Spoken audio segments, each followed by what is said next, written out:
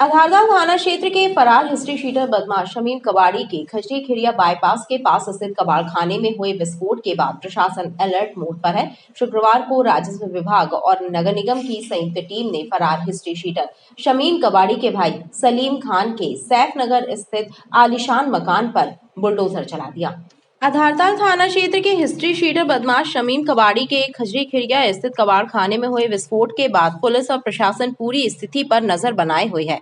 शुक्रवार को नगर निगम और जिला प्रशासन की संयुक्त टीम भारी पुलिस बल के साथ सैफनगर रद्दी चौकी में स्थित शमीम कबाड़ी के भाई सलीम कबाड़ी के घर अतिक्रमण कार्रवाई करने पहुंची। प्रशासन ने जेसीबी मशीनों के माध्यम से घर के अवैध हिस्से को तोड़ने की कार्रवाई की। एसडीएम शिवाली सिंह और नगर निगम अतिक्रमण विभाग के अधीक्षक सागर बोरकर ने मीडिया को जानकारी देते हुए बताया कि सलीम खान के द्वारा नक्शा स्वीकृति के विरुद्ध कराए गए अवैध निर्माण को तोड़ने की कार्रवाई की गई है।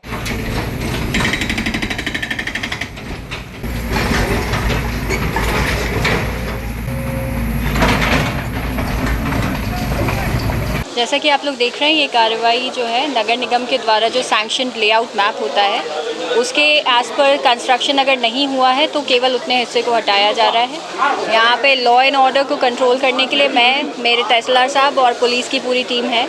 बाकी इस परिवार की तरफ से भी थोड़ा कोऑपरेशन किया ही जा रहा है, समझाया जा रहा है कि केवल जितना गलत कंस्ट्रक्टेड एरिया है उसको हटाया जा रहा है। रद्दी चौकी के पास सैफनगर में सलीम खान करके हैं।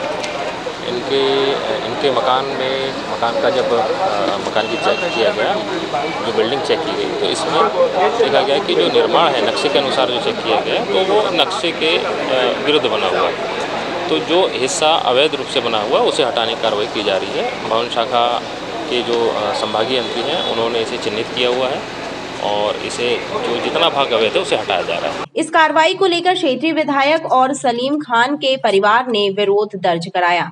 पीड़ित परिवार और विधायक लखन घनघोरिया ने आरोप लगाया कि प्रशासन ने बिना नोटिस दिए इस कार्रवाई को अंजाम दिया, जबकि सलीम खान और उनके परिवार का कई वर्षों से हिस्ट्री शीटर बदमाश शमीम कबाड़ी और उनके कारोबार से कोई लेन देन नहीं है।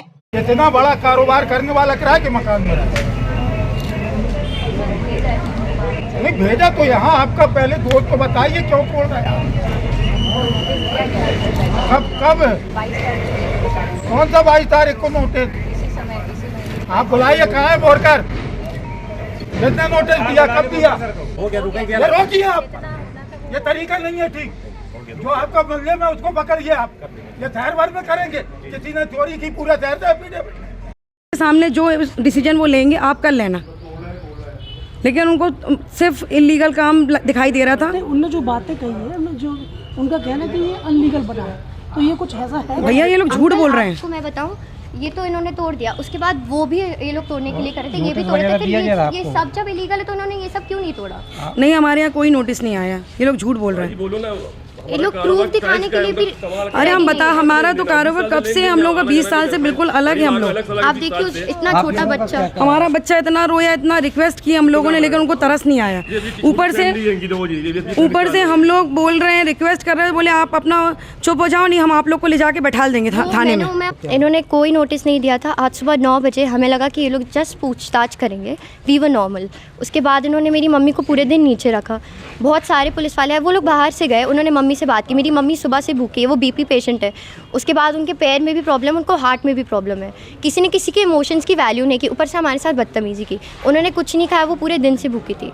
उसके बाद हम इन लोग बोलने लगे कि हमें आपका घर तोड़ना है। बस वो लोग यही बोलते रहे कि हमें घर तोड़ना है, घर तोड़ना है। ये नहीं पता है क्यों तोड़ना है। हमने बोला नोटिस दिखाई, तो वो लोग बोले नोटिस आ रहा है। हमने बोले प्रूफ दिखाइए, आपका पोस्टमैन आया होगा 23 को, आपके पास कुछ तो होगा, कोई तो सबूत होगा कि आप लोग आए थे। उन्होंने कुछ भी नहीं दिखाया और जस्ट हमारा घर तोड़ने लगे। ये बताएं आप, सलीम खान जिनका नाम आ रहा है वो कौन है? आपके कोई रिश्तेदार? बड़े पापा हैं। वो मेरे बड़े पापा हैं। कोई ताल्लुक नहीं है। तो उन लोगों से आपके कोई संबंध वगैरह कुछ नहीं, हमसे कोई संबंध नहीं उनका। नहीं, हमसे कोई संबंध नहीं है। कल जब उनकी फैक्ट्री में जब ब्लास्ट हुआ था इंडस्ट्री में, तब मेरे पापा धुआं फॉलो करते करते वहाँ पर गए थे और उन्होंने ही सारी चीज़ें देखी थी। शायद पापा को नहीं जाना था, वरना आज ही नहीं हुआ होता।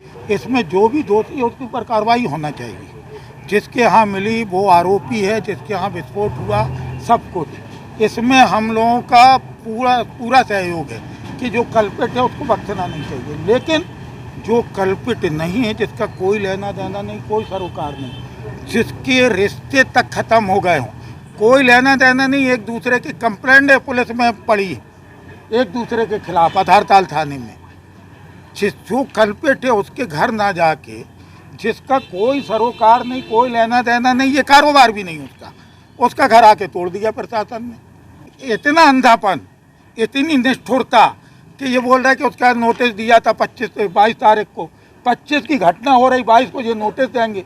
ये फरिश्ते अंतर्यामी, इनको पता था कि घटना हो रही है, नोटिस दे दो। जब पता था तो फिर आंखें बंद क्यों थी?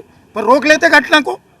किसी शरीफ आदमी के साथ इस तरीके की कार्रवाई, ये इसका मतलब ये है कि प्रशासन कल्पित को बचाना चाहता है। प्रशासन ये कह रहा है कि उसका किराए का मकान है इसलिए नहीं तोड़ सकती। इतना बड़ा कारोबारी किराए का मकान होगा। प्रशासन की गुंडागर्दी है ये। प्रशासन को, प्रशासनिक तंत्र को पारदर्शी होना चाहिए, पक्षपात नहीं करना चाहिए। जो कल्पित है उसके ऊपर कार्रवाई करो, लेकिन आप निर्दोष आदमी पर कार्रवाई करोगे तो हमारा प्रतिकार रहेगा, हमारा विरोध रहेगा। इस पूरी कार्रवाई को लेकर मौके पर काफी देर तक हंगामे की स्थिति भी बनी रही।